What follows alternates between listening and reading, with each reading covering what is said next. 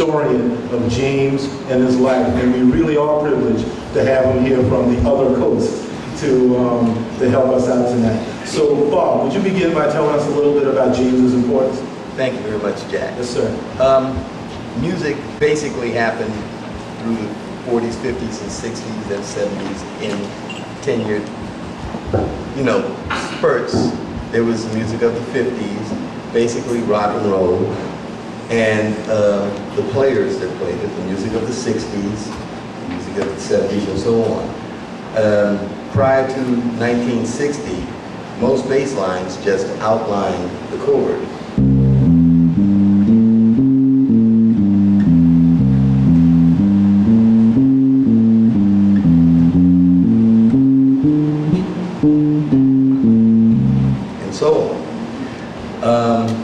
Then the 60s came along. In 1963, I started playing bass.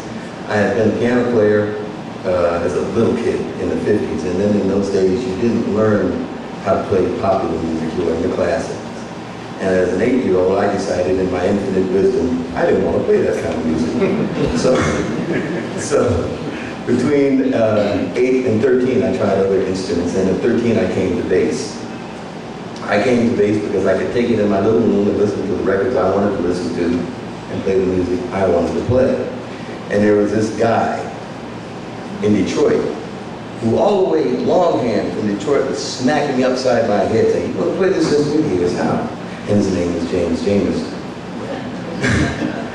And I tried to learn my lessons well. I'm still working on it. Give you an idea of the impact. First, can anybody name this? Whoa!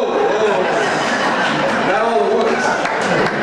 Okay, that's the bass line from My Girl.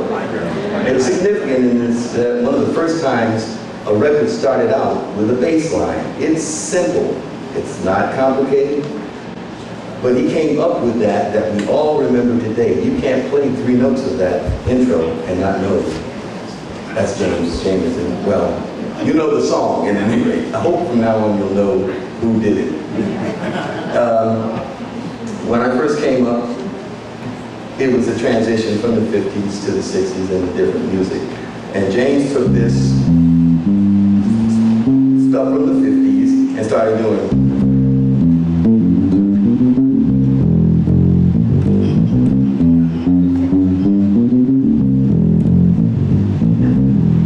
And so on. And I'm going, whoa. How do you do that? Why did he do that? Can I do that? And with a lot of listening to the records, the first thing I can say is that I had to do it all from the records. I never saw James Jamerson play back when I was listening to these records. It was all feeling, what it made your heart do, what it made your body do. And if you could cop that, you get the brass ring. And it was interesting in the late, well, in the 70s and beyond, everything was video. Artists could do anything and there was a video. But we never saw the Funk Brothers, we never saw Jamerson do what he did.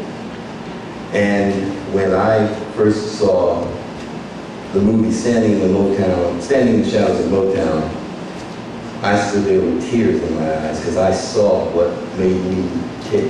I heard it. That's all I had to do was hear it, but now I could see what those guys look like.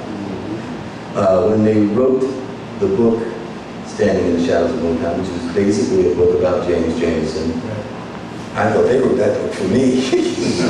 No one else has to buy it. I got it. I'm gone. And as a bass player, it was a special thing. It was a very special thing.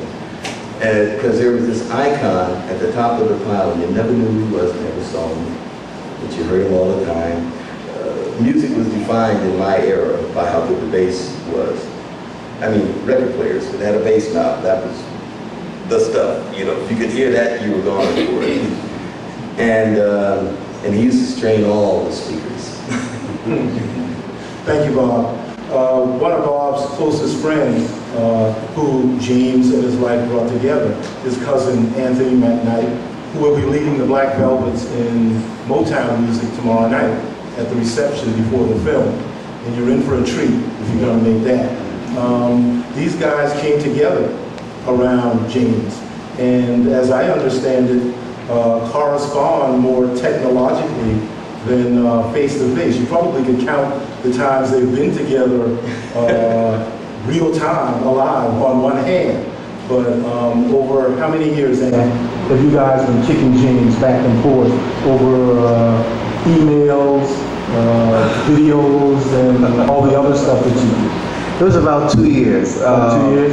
Back in 2000, James Jr. was joining me in my home in Paulies Island, and we were doing some work on at my studio there. And James, Jimmy, well, we call him Jimmy. And Jimmy was saying, man, you need to go to this this website. You know, it got a lot of stuff on that, and so and so and so. And I'm like, what's the website? He kept telling me baseland.com. I'm like, okay, and I kept typing it. There's no baseland.com. So I just decided, hey, baseland.net. When I discovered baseland.net, this is a website that Bob hosts.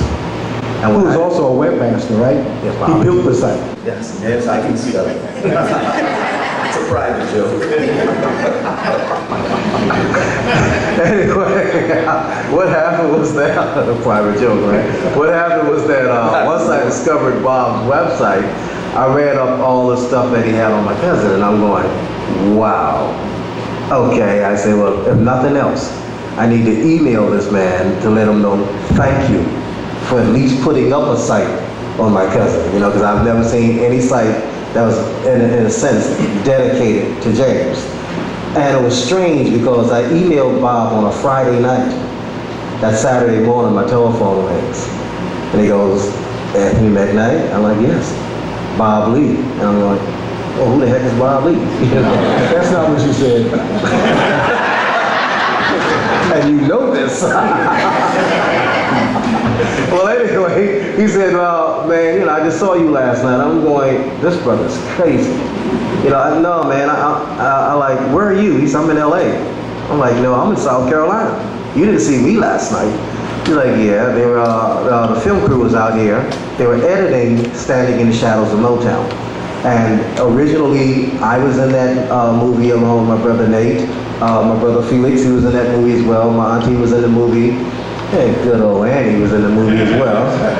But, you know, unbeknown to us, they actually, you know, we got edited out, but they kept Annie in there. You know what I'm saying? Just a little. And, you know, he told me, man, I saw you last night, man, and you know, when I got home from the editing session, I was amazed there was an email from you. And I'm going, yeah, I just wanted to thank you, you know, for putting up the website on my cousin. He's like, man, we got to get together.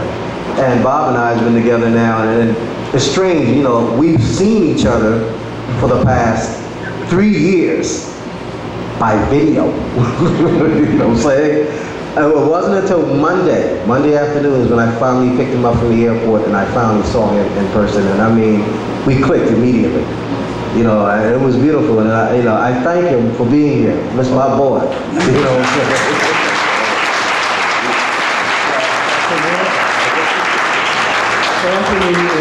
Anthony is not only a musician and a first cousin to James, but along with only a couple of others, and probably, I guess maybe Thelma, has more, or had more contact with James than any of the other family members who stayed here in the Charleston area. And as I understand it, the Jamersons here and the McKnights, as we all do from this part of the world, would go to like Washington, D.C. and Detroit. Am I right? That's where most of the other family members were who had left here. And Anthony, I can't imagine why, chose Detroit more than Washington, D.C., although he ended up there too. But you really need to know that his knowledge of James and insight into James comes from direct, actual contact. He was a kid in the studios when James was working. I mean, the Funk Brothers consider him a little funk brother. It's not so little anymore, but he came along and he was there when it was happening, as Thelma did in the household, from what I understand. Thelma Jennings I'm talking about, who had a great influence on that family around taking care of the children,